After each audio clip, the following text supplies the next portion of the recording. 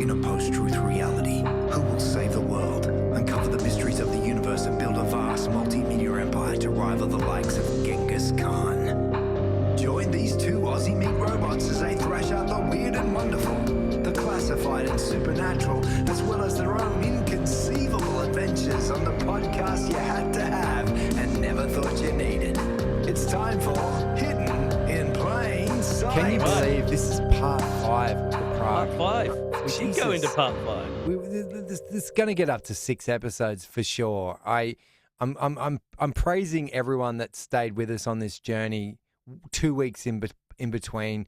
You know, the installments just get more and more exciting. So thank you for staying with us. Indeed. It's obviously it's a monumental experience for us, and you know, we're sort of starting to touch on this idea of meeting this crazy character, Cristiano Theon. Look, let me tell you a story just to set up who this guy said he was. So we talked about the fact that he's 2 meters tall. He looks like he's from another place. He's like a cross between John Cleese and Christopher Reeve. So he's kind of like slightly awkward, but also fit and good looking. He's hanging out with all these young girls all the time. Like he's always got like a model with him. He's got security. He's got mobile his own phones. taxi driver. Remember that Yindra, guy? this old Czech guy, Yindra, drove him around his taxis. He had him on retainer. On retainer. Just anywhere he went, guy could drive him away. When we eventually got a bit closer to him, we actually visited him in his apartment, which was over on the other side of the river near Undiel, and just this beautiful apartment. Had like a massive tree inside the house, like it was just decked out, like it was just in crazy kind of stuff for us at the time. So this guy is living the lifestyle of the rich and famous, but he said he was from this kind of aristocratic, noble birth of in a French family, and he said he lost. Was very wealthy. He was in financial services, and he lost everything in the .com crash.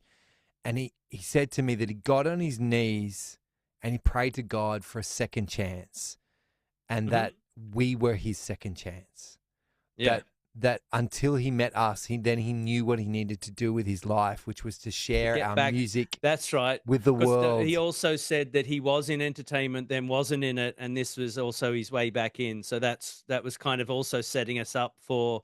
That's why I can't just get Sharon Osbourne on the phone. You know, that's So, because I think we did, you know, after all the dinners and the money, we're kind of like, this is going great. But there was like it was a long period of time. And I think our the Czech guys that are in the band, Honza and Dandy, they were probably more sus than we were. We were just like, let's go with it. It's going to be fine. But I think they became uncomfortable with the idea of not playing any shows, because that was one of the stipulations. We weren't allowed to play. Well, I think what they were sus about, I think genuinely what they were sus about from day one is anyone that was going to give them money. Like I know in the beginning, once they got a few paychecks, they were like, oh, okay. But in the start, we all got nervous about shows, because that was the reason we stopped working with the drummer and the guys before that, because the drummer in particular, Jakub, kept saying, we need more rehearsals, we need more rehearsals, we need more of this. And we couldn't, more time. We were like, we got to get out there. Let's go, man. So we felt, just so people are aware, it's not like the whole time we were like Goldilocks and we were gilded and we had no idea what was going on. After a short period of time, I think we had the same feeling. We were like, there's some stuff going on here that we can't put our finger on, that's not right. But I think we were also kind of rose glasses. But at the same time, we got mobile phones. And I think we wanted it to be true, Josh. I think we wanted it all to work out, because it was like, well, this is our shot. It may not be perfect, but let's try and work this through. And I remember when my sister met him, she was on to him straight away for the first time. My older sister, Kate. It was just after September, a couple of years after September 11th. This guy's Osama bin Laden. Yeah, in disguise. Like he's something wrong. He's not who he says he is. And she was right. Well, I think we kind of cared and didn't care. I mean, at one side, we weren't working in the pub, were we? We were making music every day, living the high life, in our version of the high life. No more being like locked up in a kitchen fridge, and Well, we got to a point where certainly Cristiano, we said, let's start playing some gigs. No, and then we started to push, and that's when we ended up on Ozfest. So that was the first. We pushed to do. We did a showcase. That was the first weird one. Yeah, the N11 show. We did a showcase in a club called N11, which was a new club owned by a Czech American. It was kind of a funky new club. Everything was cool. Rented the place out. We're actually one of the first events to happen in the space. Yeah. It was packed out. The idea was there was no tickets. He rented the venue, and everyone got invited in to enjoy the show. And it was a showcase for investors. Now, we weren't supposed to. Remember, we got instructions. There was a little mezzanine, and he was up there. We weren't supposed to communicate with him at the show. We weren't supposed to talk to his investors. There was all of this stuff we weren't supposed to do, right? Yeah. And with him on that night, there was a small chap who was balding, and a woman in her late 40s, and one or two other people. Now, these were apparently the investors or whatever they were. He was vetting photos. He was saying, like, yeah, we had a photographer, but he was not to be in any photos, and he wanted to look at all the photos before they went out. We ended up. And maybe this is the only photo we have of him. I'm going to put it up here right now because it's from that night. From that show. And he's sitting on the mezzanine level. He's got the baseball cap on. You can see how lanky he is. He's sitting down. Yeah. And I only found that just, in the last year or so. I was like, there he is. That's the only photo we ever had of this guy. That's all we got. Yeah. And he was like, again, like he had the lovely LA tan. He had perfect teeth. He was nicely clean shaven. Always smelled good. That's always a good great. sign. Yeah. Expensive perfume is something you notice on the well-to-do, the well-heeled. Well, we did this show. So he kept dangling. He was very good. He'd sensed that we were about to crack and we were about to lose it, and something would happen. So after this show, we actually ended up. So to make it a briefer, I guess, exchange, the woman who was at that show was a lady called Aneshka. Yes. Who, at the end of the day, we found out she was financing us.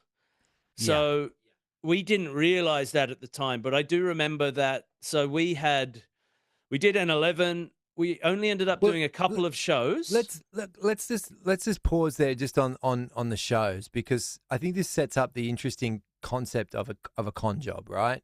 And we've all watched a few documentaries on this, and we were directly involved in like this kind of quite elaborate con job that was played out by this guy Cristiano. So Cristiano is obviously the con artist, and Neshka is the one who said we've been conned, but she's been conned.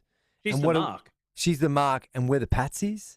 Like, is that what's going on? Like, we were the patsies. We were. Your lights just went off. Yeah. Well, isn't that patsies? We're the patsies. True. Still, maybe. We got targeted because we were kids. Yeah. I mean, we like to think we weren't, but we were like early 20s, 21, we were wearing 22. our hearts on our sleeves. We were sitting in that cafe playing our hearts out, and to be fair, obviously there was something genuine there. Yeah, we're a lot of people reacted to us, enjoyed what we did, but on the other side, we were just so she was a mark, but I think there was more than one mark there, and what we found out was a very elaborate scheme. But basically, from that time on, he was using us. So we played on Ozfest, which was great. He got us on that, which was a massive one. Massive show, 20,000 people, Strahoff Stadium, Ozzy Osbourne, Tool, Slayer.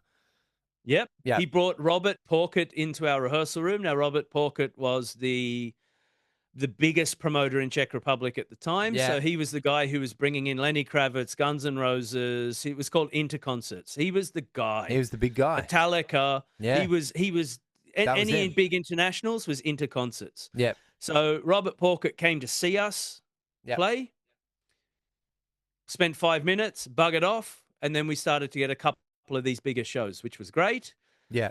But we started to become frustrated because it was continually, we'd make demos, and he'd say, guys, he even bought us some recording gear, and we'd make these demos every week or every couple of days, and we give him, and there was always, I really like it, guys, but not ready. I've sent it to my investors, but it's continually not ready. And we as performers, we kept saying, if we don't play, if we don't go out and put this in front of an audience, do something. So we were genuinely trying to do this for real. Yeah. And he just wanted to manage the risk. That's all he was doing. Manage the risk and keep us as something special, because he thought if we go out and start playing, we might burst the bubble, right? Yeah. So you and I actually had a few moments along the way. So there were a couple of times we got introduced to a guy called Terence. Yeah. Who was the music manager. I think that was on our request that we needed a little bit more professionalism inside of what was going on. I think we felt like dealing directly with Cristiano was becoming too much, and we needed someone to represent our business interests. And like so Terence was brought in as our music manager, but he was a friend of Cristiano, which is kind of a weird way to have a manager that's representing you to the record company. But the reason we got him brought in was because he was apparently the guy that was responsible for talking to Sharon Osbourne. Right. And because Interconcerts was, although they were facilitating Ozfest, Interconcerts, Ozfest is its own deal. Sharon Osbourne does everything. So in order to get on Interconcerts, so apparently Terence was the guy with all the contacts, and we were told he was in the music business in London. Yeah. And the proof for us was the fact we stood on the stage and we played on Ozfest, and it was like, right, decent. That was, yeah. I mean, it felt real enough at that point. And I guess it's important to say that we were also contracted to this guy. There was a piece of legal framework that we signed. I believe it was like his lawyers were based out of Los Angeles, LA, yeah. Music lawyers. He's a big music lawyer. Big music lawyer, and I think we signed on for a 7-album contract. That's brilliant. We hadn't even put out one song, one single, one EP, nothing independently, and we were like down. We were down for the count. It was like really locked into this guy. And I think the other thing about being locked into him, obviously we were, drinking and partying quite a bit, but I would often get, I don't know if this happened to you, Josh, but I'd also often receive text messages from him after I went out in a bit of a, big night. And the text messages were saying, I'm so disappointed in you. Your music's so beautiful, but you're out drinking and and I was like, how do you know? Like, how do you know that I'm out? And it was clear that he was having us followed. He was watching someone was watching. Someone was watching what we were doing. And that started making me really crazy and really paranoid. I was like, hang on, I'm now trapped inside this 7-album contract, and I can't drink the way that I want to drink because this guy's like getting on my on my nerves, just because I'm out and about. I stopped smoking. Yeah, he told me. I don't know if you did too, but he told he's like, smoking is disgusting. He very famously, smoking. He was all about clean living, and maybe that was good advice at the time. But to be told by someone that is older than you that you can't do this, and we were trying to live this rock star lifestyle. But I do remember you got your. I got the kind of the faux hawk, but you got your hair straightened. Oh my God! Long hair straightened in a salon, but you're also told that you weren't allowed to use your bass like a gun. Yeah, because he saw you do it in a concert, and you were playing. Came from the first concert we did. I don't know. We were playing a song. I think it was called America or something. Yeah, and at some point, I just decided to, shoulder the bass like a rifle and kind of. And he was like, "Josh, stop using your bass like a gun." Again. That's how he spoke. That's how he spoke. So the salon, Libor Schuler. The salon still exists. Libor Schuler, lovely guy. I became really good friends with him.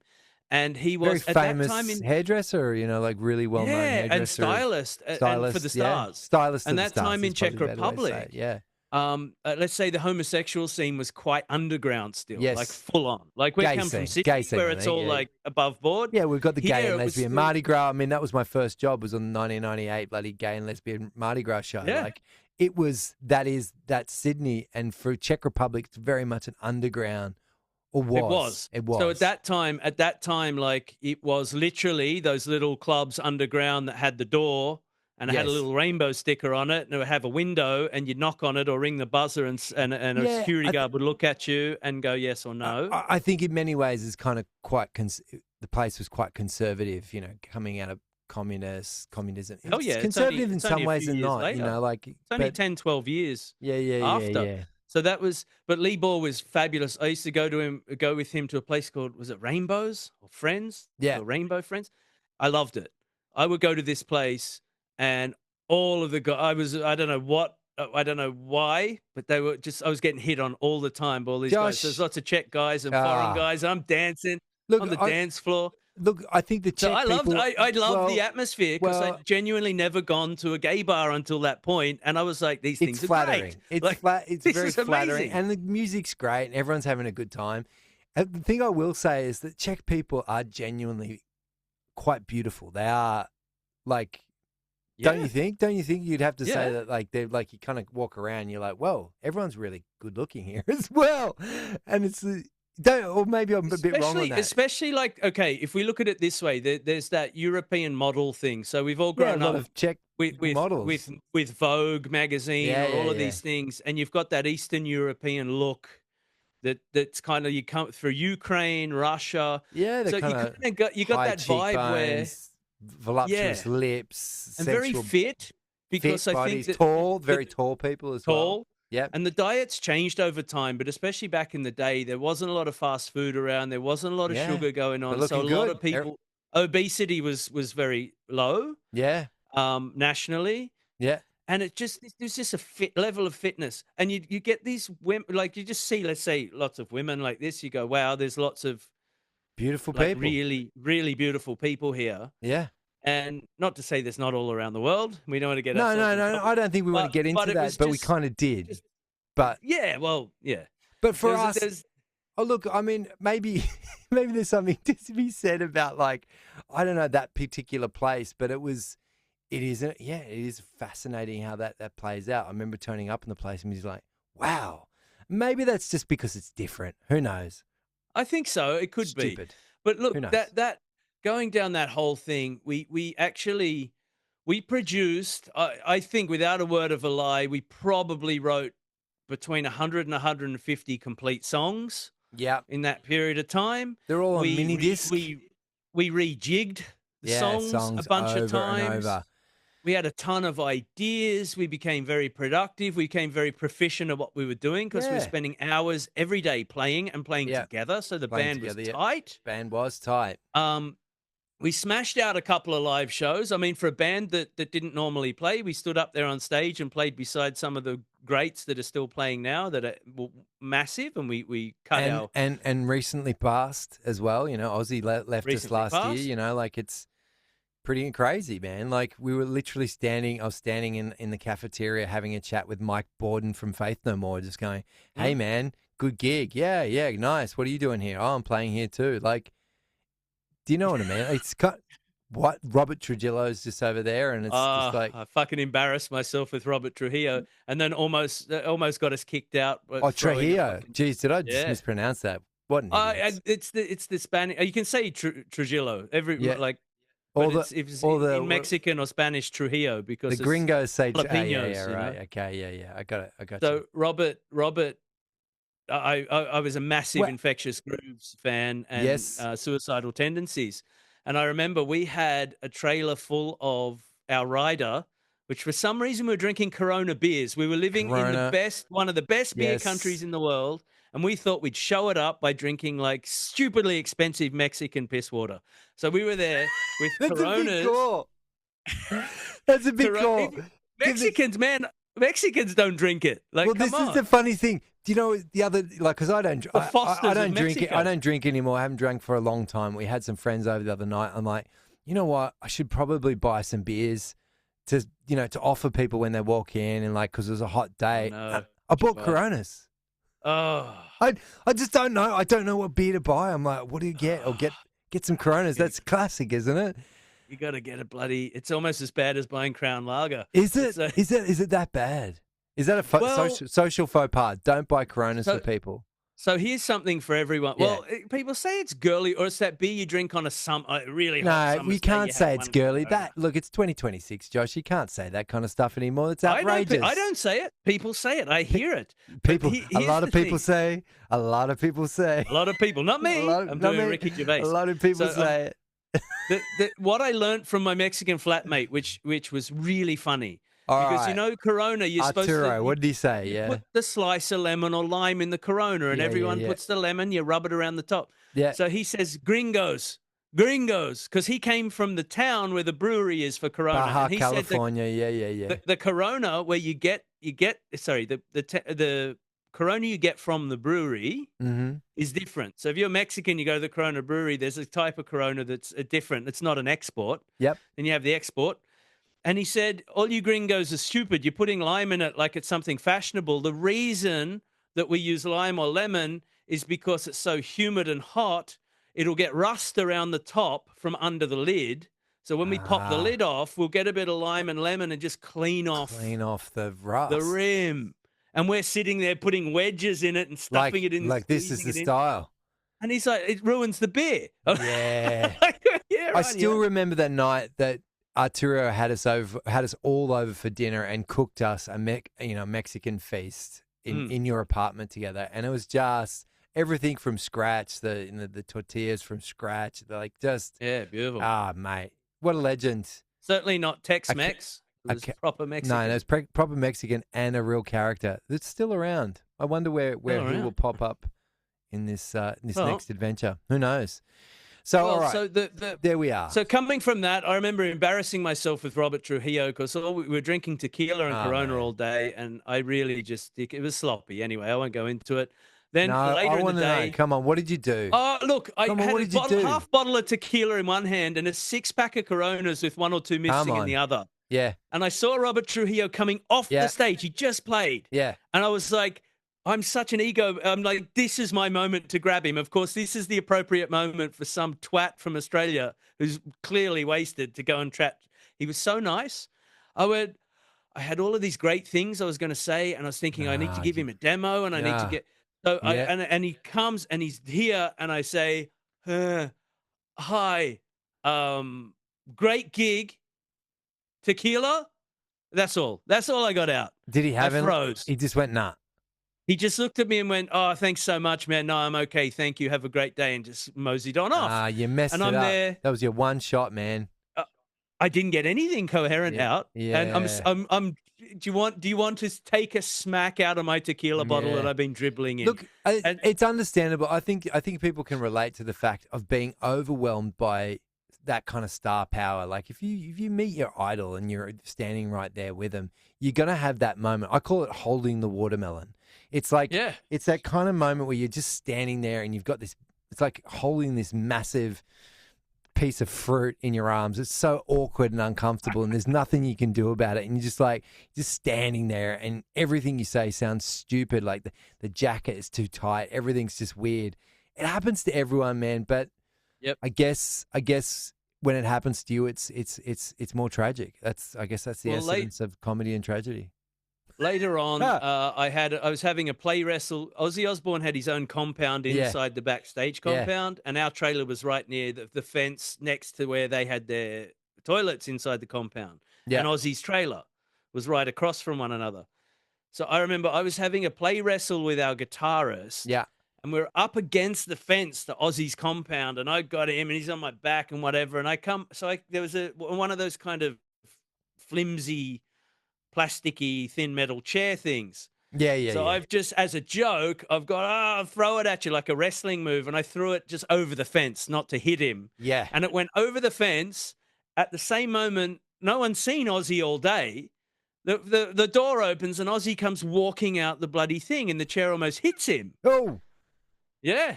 The chair goes straight past. So we got grilled. Funnily enough, I've told this story a few times, but I was threatened with getting kicked out because we were making Ozzy paranoid. You know, the funny thing, we did talk to I think there was a British concert promoter on that particular show at Ozfest, like a kind of management side of, like the stage side of things. And I remember him telling us that Ozzy wasn't going to come and play that show in Strahov in 2002 unless he was guaranteed fireworks at the end of the show, at the end of his concert. Like he wouldn't leave his hotel room. And I just wouldn't get out. Wouldn't get out of bed. It was at the Four Seasons. It's just fascinating, that kind of star power. And then just to see him in his compound, like kind of like stagger out of his room and then run back into his trailer. He just ran back in like he's scared turtle. He's like, oh. And I guess, a couple of crazy drunk Australians yelling and throwing chairs, that would be enough to make you run. But it is a good move, Josh. I mean, that's one thing I love in in rock and roll wrestling is that was when the chairs come out. When someone starts throwing chairs, it's always great. And they get on the top rope and they've got the chair and they just jump. They dive off. So I reckon next level. Look, next I level reckon stuff. that was a next level move, and you should. I'm glad that you followed through with it. I was going to get up on the fence and anyway, so we got through that. Like we're talking a lot about Cristiano, and I think we will do a separate thing about it. But there is a hidden in plain sight esoteric side to this because there's a darkness. And we went through a few gigs. We started to push, and it got to a point where we actually said we need to do something big or we're done. Yeah. And this brought about our connection with a very interesting chap by the name of Jazz Coleman.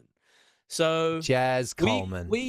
This is about a year and a half into the relationship with Cristiano, where we were saying we need to go do a proper recording. We need to produce it. We need all of that stuff. We need a producer. A couple of singles. We need a proper studio. And we got tasked with, all right, go and see. And I had like a music, Jazz Coleman manual, or something like this, or like a. We had some kind of thing, and we were searching for people, and I knew that Jazz Coleman. So Jazz Coleman's the singer of a band called Killing Joke, which was quite large in the 80s. It's still kind of stayed afloat for a while, but probably their heyday was 80s. Yep. I knew that he was living in Prague, and he'd been working with a few different Czech artists on and off. Yep. And we found him, contacted his management, and we actually made a deal. And we had a meeting with him, and we had a discussion, and it all seemed above board. Yep.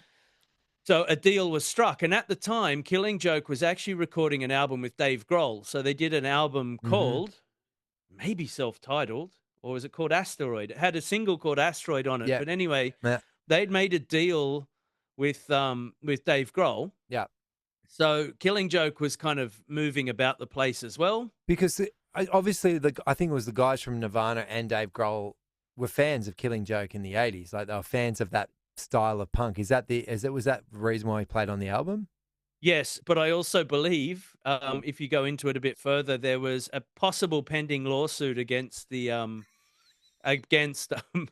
Courtney Love and Grohl and Chris because of Teen Spirit.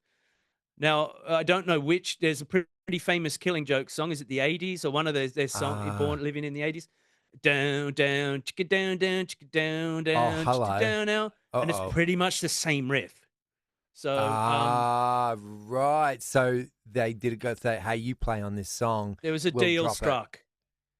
Now, Dave Grohl was a big Killing Joke fan. And so it wasn't like, oh, gee, you've got a gun to my head, I'm going to do it. It was more like, hey, guys, this is, could be copyright infringement. And Dave Grohl was like, hey, look, how about I play on the album? I love you guys anyway. So, and that's how it just kind of went. They'll call it a day. And I guess having that on the front of the cover of the album, Dave, drums on this song by Dave Grohl, you're going to sell, a few more units of the CD. Oh, it was big news. Big news. So we met Jazz Coleman, and Jazz Coleman I've worked with a few times, and let's say he's an eccentric guy. He's quite a dark chap. Brilliant. Very intelligent. Yeah, brilliant. Yeah, highly intelligent. Way off the charts intelligent wise, really great musician, I think, as well. Like, I mean, the way what he was composing and making was pretty crazy. Like, so he's written symphonies for the London Philharmonic. He's done. So he's from an Indian background. So he grew up in London. Yeah. Killing Joke. I mean, you can imagine as what he referred to himself, and I'm going to say the word, a packy, even though he wasn't a packy. That's what they referred to in England at the time. So he grew up with obviously a fair bit of abuse. Yeah. And he became a punk. He just became a hard ass. He was like, you didn't mess with him. Like, he looked like the devil. In fact, the first appearance of the Joker in Batman, that was, I think, another lawsuit that was floating about. Right. Came the quite clearly the inspiration came from Jazz, because Jazz used to wear face paint, war paint, because he thought a concert was war. They were going to war. Yeah. And he used to paint himself. And the first appearance of the Joker has this and there is looks exactly like him. There's a really famous Batman graphic novel called The Killing Joke. Yes. Yeah, which is direct reference. Maybe I don't know who's referencing who there, whether it's them referencing Well, when I say first graphic appearance novel. of the Joker, the first appearance of that style of the Joker, I don't know if it's DC. I'm not au fait with it. Joker was Yeah, the around for a DC, while, yeah, but yeah. then all of a sudden this new Joker appeared and he looked, and it was Like called The Jazz Killing Coleman. Joke, and it looks Yeah. exactly like Jazz Coleman. Wow. But Jazz, so we pushed and pushed and pushed, and we thought we'd made it, because I remember you and I, we went to the biggest studio in Czech Republic. It's called Sono, which was Sono just Records. outside of Prague. Outside of Prague, yeah. We'd booked in for 2 weeks. We were going to record, I forget how, 4 or 5 songs. 5 songs, yeah. We were going to be staying there. We had our, we could eat what we want, drank what we want. Jazz was coming. We had Hugo Nicholson, who was coming to engineer the session. And that's it. Like, I mean, Hugo, in his own huge, as we like to call him, Huge. Had an incredible, like, a rap sheet, not a rap sheet, but like bio. I mean, he'd worked with Primal Scream, Bjork.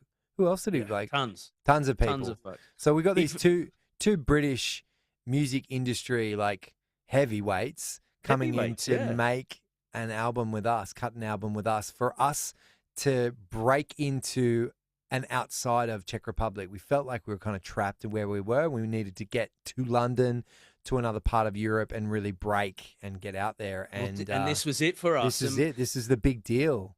This is kind of the end of the 2 years. 2 mini discs. So Jazz wanted to hear the material. We'd sent 2 mini discs to him. Yeah, I think with about 40 songs.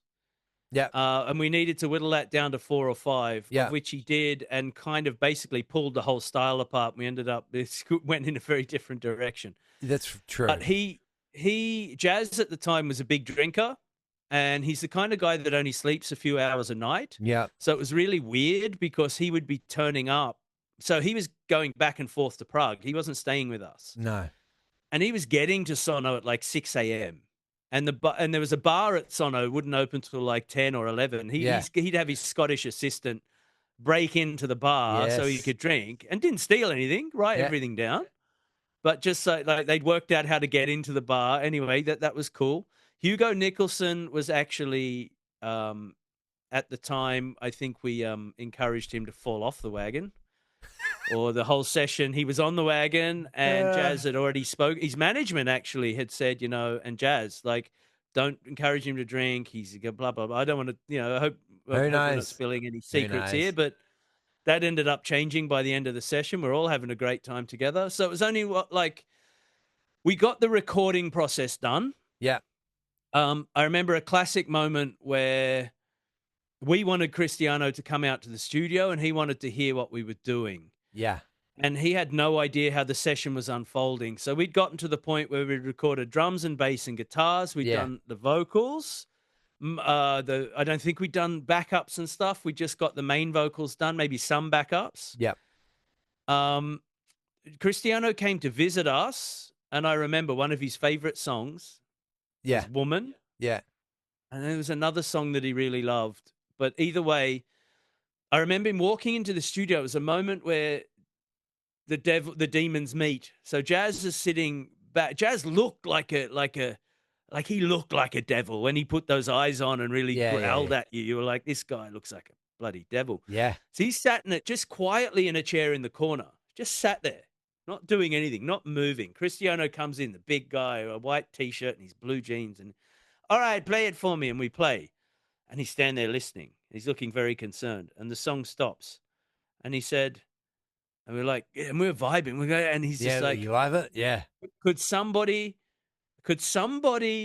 inform me as to who made the decision to change these songs? Just like one of these things. And just out of nowhere, this booming voice, I did. And this specter rose from the chair, who hadn't said a word to Cristiano, hadn't even made eye contact with him, just rose from the chair with his burning eyes and just death staring this guy. And Cristiano, that's the only time I ever saw Cristiano react like that. Cristiano did one of those ones and looked at him, went, oh, okay, yeah, all very good, and just fucking made his excuses and fucked off out of there. Yeah, right.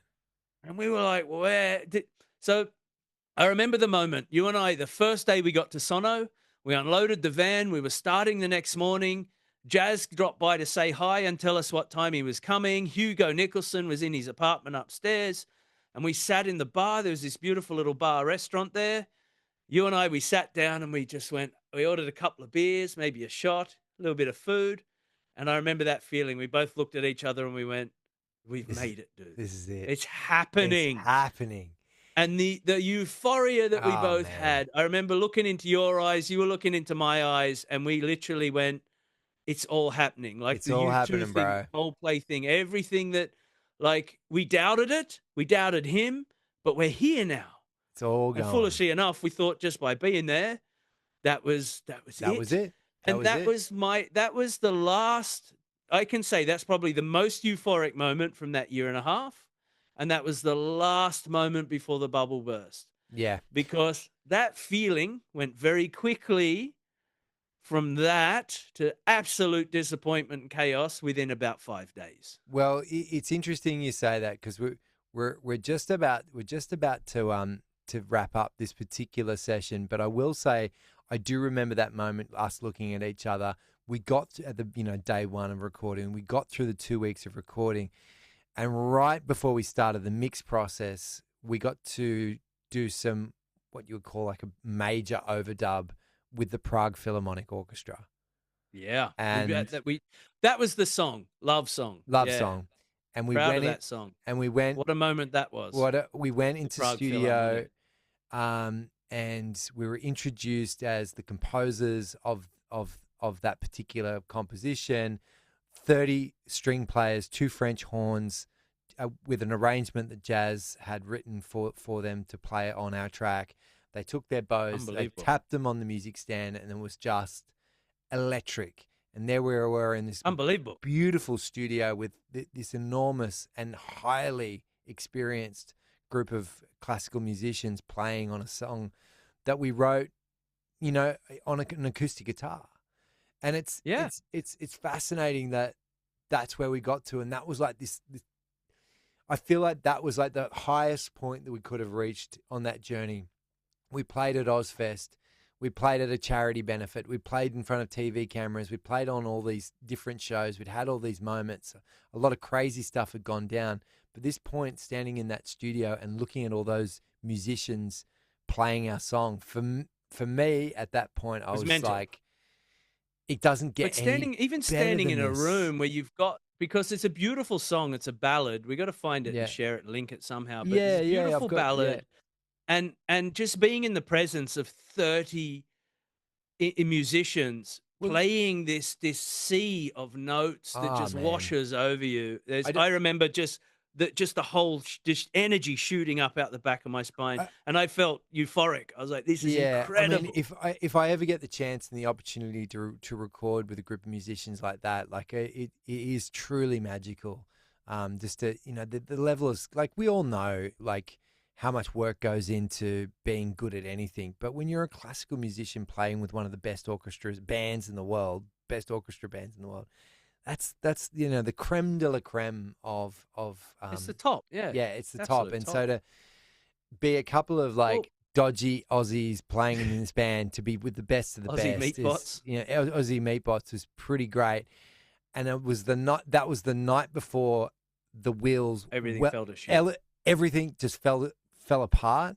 And so episode 6 is the downfall, and the downfall. Probably getting into the esoteric side of jazz, going back, because and our whole journey. The last 2 episodes was, we got our wish, our dreams had come true, but they were, like is often said, they were castles made of sand, and what was to come next was just a descent into the other side of the coin, into that other place. So stick around for episode.